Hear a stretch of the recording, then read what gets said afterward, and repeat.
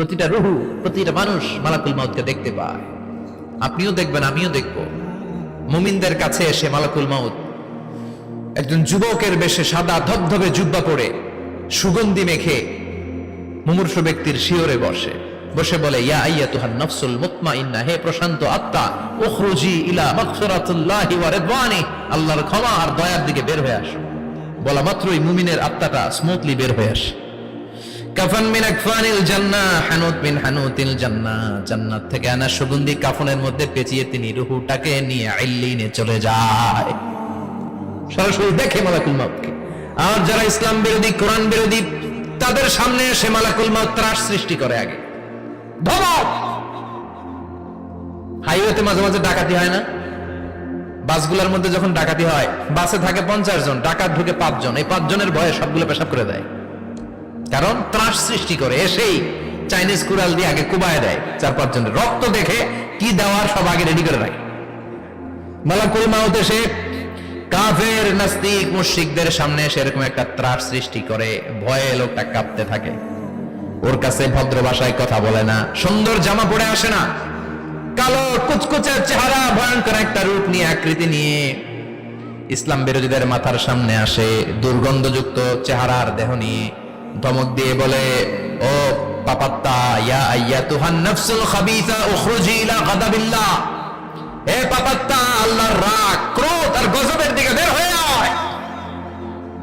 মুমিনের আত্মা বলার সাথে সাথে যেমনি মুমিনের দেহ থেকে বের হয়ে জান্নাতি কাফনের ভেতরে ঢুকে, কাফেরদের আত্মাও কি এরকম তাড়াতাড়ি বেরোতে চায় নাকি? কাফেরদের আত্মা বেরোতে চায় না। ডানে দৌড়, বায়ে দৌড়, সামনে দৌড়, পেছনে দৌড়, আহা, দৌড়াদৌড়ি করে। মালাকুল মাউত এটাকে টেনে হিচড়ে, একটা জীবিত ছাগলকে জবাই না করে তার চামড়া উল্টার দিকে টেনে হিচড়ে বের করলে ছাগলটা যত কষ্ট পায়, এর সে কম 70 গুণ বেশি কষ্ট দিয়ে কাফের, মুশরিক আর গাদ্দারদের রূহ কবজ করা হয়। আল্লাহ এই পরিস্থিতি থেকে তুমি আমাদের বাঁচাও। মুমিনদের রূহ যেমনি কবজ হয়, ওইভাবে রূহ কবজের ব্যবস্থা করে দিও। ঈমানের মৃত্যু নসিব করে দিও, শাহিদি মৃত্যু নসিব করে দিও। আমাকে শহীদ করে সেই মিছিলে শামিল করে নিও, যে মিছিলের নেতা মীর হামজা, খোবায়েবে খাব্বাব, আল্লাহর কাছে ছিল অতি প্রিয়, শামিল করে নিও।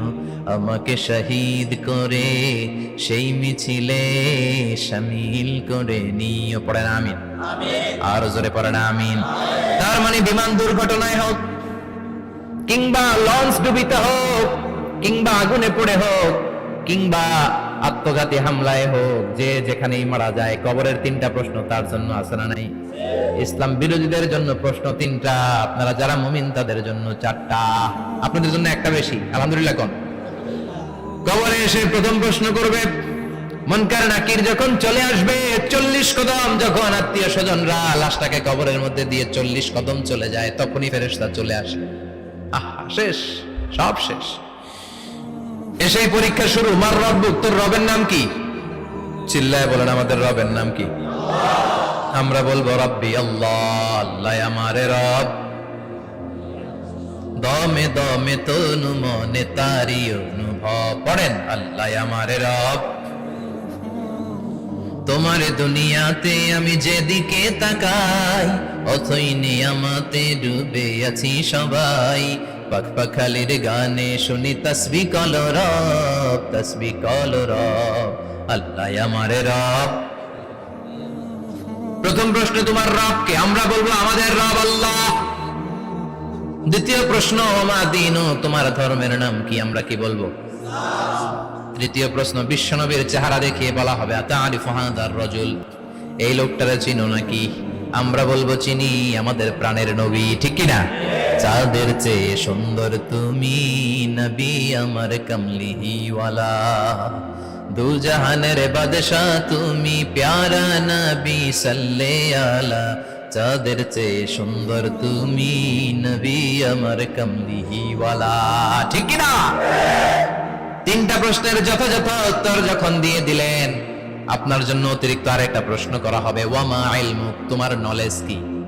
3টা প্রশ্নের উত্তর যে তুমি করতে পারলা, কিভাবে পারলা? কেমনে জানলা? নকল করে বলছো নাকি জেনে বুঝে আসছো? নকল হয় না? এখন তো পরীক্ষা চলতেছে বোধহয়। কি পরীক্ষা? এসএসসি পরীক্ষা। নকল হয়? কৃষ্ণপুরে নকল নাই না?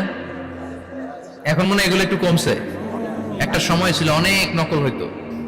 পাঞ্জাবের ভিতরে নকল, পকেটের নকল, টুপির ভিতরে নকল, মৌজার ভিতরেও নকল। এমনকি মেয়েরাও নকল করে পরীক্ষার হলে আসে না নাই?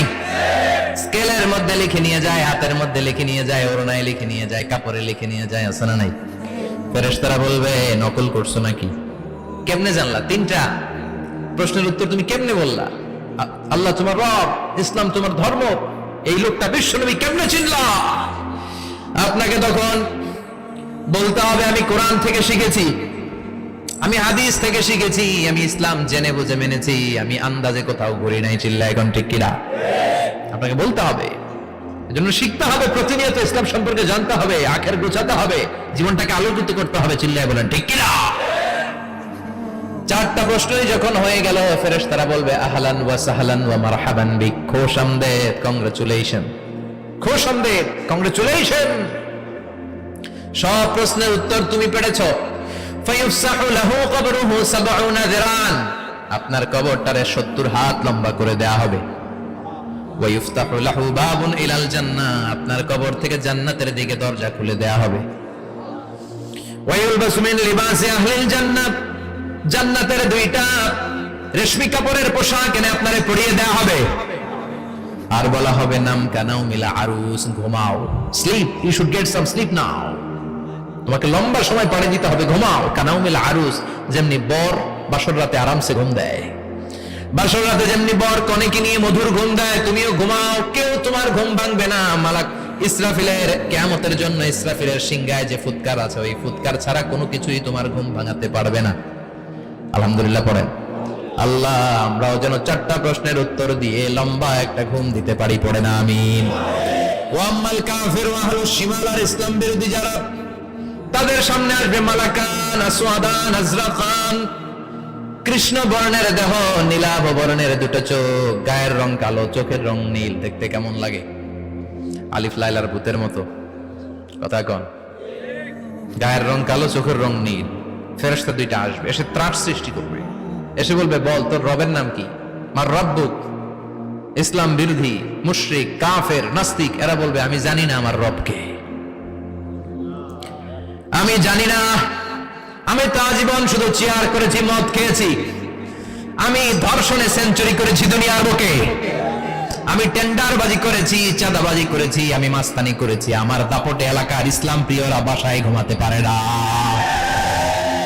আমি ছিলাম টেন্ডারবাজ, আমি ছিলাম গডফাদার, সন্ত্রাসীদের লিডার, আমি ছিলাম ডন 1 2 3 সব, আমি ছিলাম ডনের ডন, আমি ছিলাম মাস্তান, রংবাজ। রব টব কি আমি তো জানি না। লাদ্রি লাদ্রি, আমার জিজ্ঞেস করো না। আবার প্রশ্ন করা হবে ওয়ামা দীনুক, তোর ধর্মের নাম কি? বলবে লা আদরি, আমার কোনো ধর্ম নাই, আমার কোনো ধর্ম নাই, আমি শুধু মৌজ মাস্তিতে ছিলাম, আমি আনন্দ ফুর্তি করেছি, ইসলাম নিয়ে আমার মাথা ব্যথা ছিল না, আজীবন ইসলামরে আমি বাস দিয়েছি। চিল্লায় বলেন ঠিক কিনা? ইসলাম বিরোধীদের সাথে ছিল আমার চলাফেরা, আমার সব সাঙ্গপাঙ্গ ছিল গুন্ডা বদমাশ, ইসলাম বিরোধী। রব কি, ইসলাম কি, এগুলো আমি জানি না। আমার এগুলো জিজ্ঞেস করো কেন? ধর্ম কি আমি জানি না, আমি কিচ্ছু মনে করতে পারছি না। 3 নাম্বার প্রশ্ন করা হবে আচ্ছা আরিফ হাদার রাজুল, দেখো তো এই লোকটারে চিনো কিনা? কয় না চিনি না, তবে মনে হয় এই লোকটারে দুনিয়ার বুকে আমি গালি দিতাম, এই লোকটার বিরোধিতা করতাম, ব্লগের মধ্যে এই লোকটার ব্যাপারে কুৎসা রটনা করতাম, এই লোকটার কার্টুন বানিয়ে আমি হিংসা ছড়িয়ে দিতাম, এই লোকটার ব্যাপারে আমি এলাকার মধ্যে অপপ্রচার চালাতাম। ফেরেশতারা বলবে তাই? এই ছিল তোর ডিউটি? দাঁড়া, এখনই আমাদের খেলা শুরু, এখনই শুরু। ফায়ুতরাকু বিমাতারিক মিন হাদিদ, লোহার একটা হাতুড়ি দিয়ে মাথা থেকে পা পর্যন্ত পিটানো হবে, পিটিয়ে ওর গোশতের হাড্ডিগুলোকে থেতলে ফেলা হবে। ওয়ায়ুকালু লিল আরদি ইলতাইমি, কবরের দুই পাশের মাটিরে বলা হবে এবার দুই দিক থেকে তোরা চাপ দে, চাপ দেয়া হবে, ধাক্কাধাক্কি করেও সে সুবিধা করতে পারবে না। মাটি আসতে আসতে আসতে আসতে দেহের দুই দিকে লেগে এমন জোরে দুইটা চাপ দিবে, ফাতাখতালিফা আদলাউহু, তার ডান পাশের পাজরের হাড্ডি বাম দিকে ঢুকে যাবে, বাম দিকের হাড্ডি ডানে চলে যাবে। বিষ্ণুই বললেন এই হাতুড়ি দিয়ে পিটানোর শাস্তি, কবরের চাপ দেওয়ার শাস্তি চলতেই থাকবে হাত্তাল কিয়ামা, কিয়ামত পর্যন্ত। আল্লাহ কবরের শাস্তি থেকে আমাদের বাঁচাও। আমরা এই আযাব পেতে চাই না, আমরা যেন ঠিকভাবে কবরের 4টা প্রশ্নের উত্তর করে দিয়ে লম্বা ঘুম দিতে পারি। আল্লাহ তুমি তৌফিক দাও। এজন্য আল্লাহ বললেন, গোলাম দুনিয়া নিয়ে পাগল হয়ে থেকো না। এই দুনিয়ার জীবন আসল জীবন নয়, আসল জীবন হলো কবরের জীবন। জোরে বলেন ঠিক কিনা? এই জন্য মাঝে মাঝে কবরে যাবেন, কবরস্থানে দাঁড়িয়ে চিন্তা করবেন এই জায়গায় আমারও আসতে হবে। দিন যাবে, রাত আসবে, বৃষ্টি হবে, শীত আসবে, কেউ আমার দেখতে আসবে না। একা থাকতে হবে, একা, বড় একা, অন্ধকার, বড়ই অন্ধকার। ওই কবরের জীবনের সামান গোছানোর দরকার আছে না নাই? ওই কবরে সুখে শান্তিতে থাকতে চাইলে নামাজ পড়ার দরকার আছে না নাই? কোরআন পড়ার দরকার আছে না নাই? ছেলে মেয়েগুলোরে মানুষের মতো মানুষ করার দরকার আছে না নাই?